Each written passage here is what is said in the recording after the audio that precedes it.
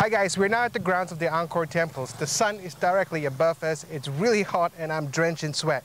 But I am feeling absolutely thrilled right now because I am in the grounds of Angkor Temples itself. And there's no other place I want to be in this leg of the journey. It's definitely the highlight of our trip here to Cambodia.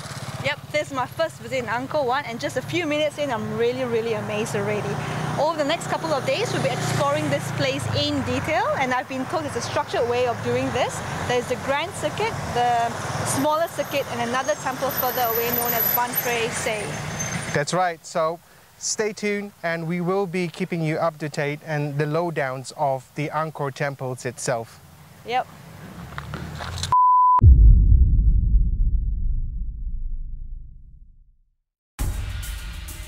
A mighty ancient civilization, once lost to the jungles until recent years.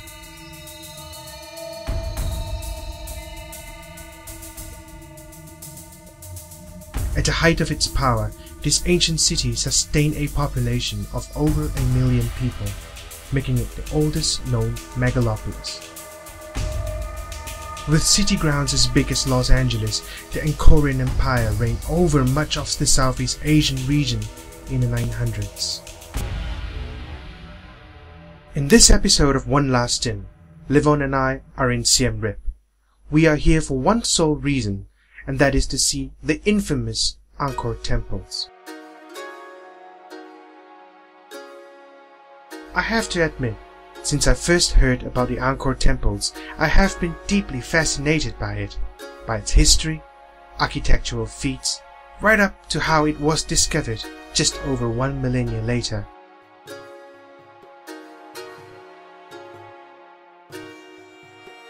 Now, one of the amazing things about being at the Angkor Temples is the fact that it is one huge open-air museum. No eagle-eyed curators to tell you know this and that.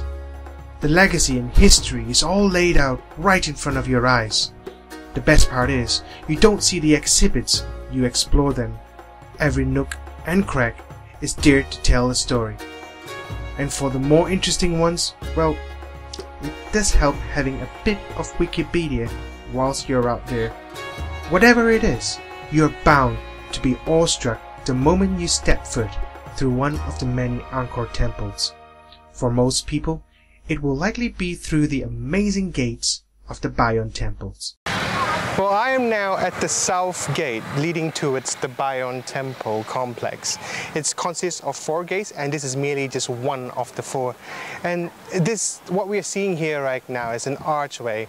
I think everyone who comes into the Angkor Temples, after looking at the Angkor Wat, they'll naturally be making their way towards the Bayon Temple, and they will without a doubt be greeted with this amazing archway that runs across a moat itself and into the Bayon Temple, which is the infamous head on the arch. Now let's face it, going through one of these puppies does feel like you're living out a chapter of Jules Verne's classic, or playing out a character in Indiana Jones, or Tomb Raider for those younger generations out there.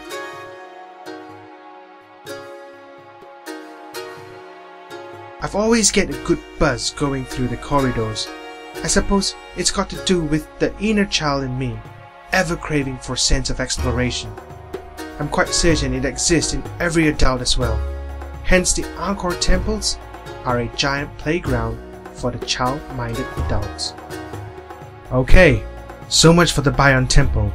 Throughout the day, Livon and I visited many other temples in the outer circuit.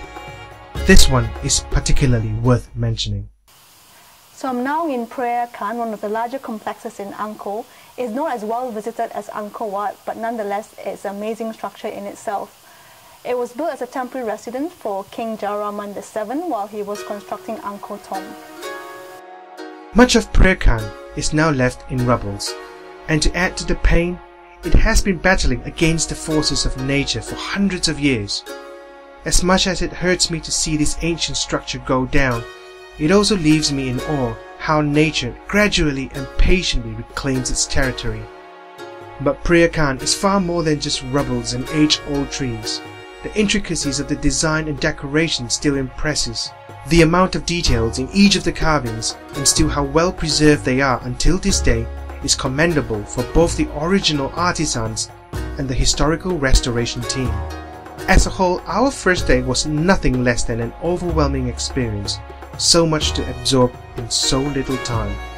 I guess we just have to accept and respect that there will always be some part of the Angkor Temples that needs to remain hidden, to ensure they are still available for the generations to come.